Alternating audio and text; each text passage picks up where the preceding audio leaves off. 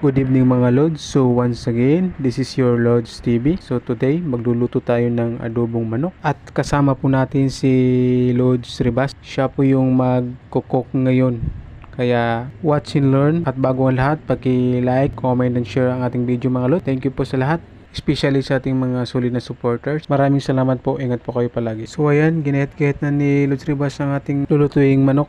At ito ang aming mga sangkap, tuyo, suka at paminta at siling haba para lalong sumarap ang ating adobong manok. At ayan, pagkatapos hiwa-hiwahin ng manok ay kagad sinalang ni Lods Ribas ang ating lulutuin. At ayan, nagayat-gayat rin siya ng mga sili para ilagay doon sa ating adobong manok para lalong sumarap ang ating pagluluto. Habang nagluluto si Ribas, nagkukwentuhan kami ng aming tungkol sa hanapbuhay. Joke lang. At nilagay na rin ni Lods Ribas ng paminta, sibuyas, bawang, tsaka sili sa ating adobong manok para lalong lumasa at sumarap ang ating lulutuing adobong manok. At ang lagay na rin pala siya ng suka, tuyo para pagka init ng ating rice cooker ay lalong lumasa ang ating adobong manok. Kaya pala nagluto kami sa rice cooker ay dahil po wala po kaming lulutuan na kalan. Mga Lods. Dahil sa pag hindi nakita, pag napabayaan ng luto, baka naman masunog ang ating niluto mga Lods. At ayan mga Lods, medyo kumukulo lang ang ating nilutong adobo manok at nimigos-migos na ni Lods Ribas para umalo ang ating mga sangkap. At ayan mga Lods, finally kumulo na rin. At ayan mga Lods, ito na ang ating adobong manok. Malapit ng maluto mga Lods at mamaya ay maglalagay na tayo sa ating plato. At ayan mga Lods, at ayan medyo pinatagal-tagal pa ni Lods Ribas para ma-absorb daw ang mga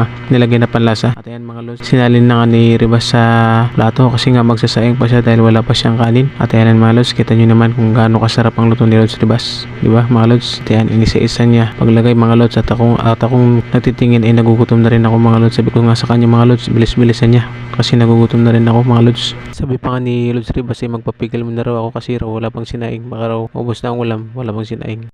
At ayan, finally mga Lods, tapos na rin si Lods Ribas kakasalin dito sa lalagyan namin. At ayan mga Lods, ayan mga Lods, tingnan nyo naman kung gaano kasarap ang aming nilutong swabing adobong manok mga Lods. Tingnan nyo naman Lods, simple pero swabe. At ayan, hindi na nga nagpapigil si Lods Ribas para magkain. Ayan, kain tayo mga Lods. Maraming salamat. Thank you for watching. Like, follow mga Lods. Hanggang dito na lang mga Lods. Ang inyong Lods TV. Maraming salamat Lods sa lahat ng suporta. Lalo na sa aming grupo at sa mga nag-follow. Maraming salamat sa inyo mga Lods.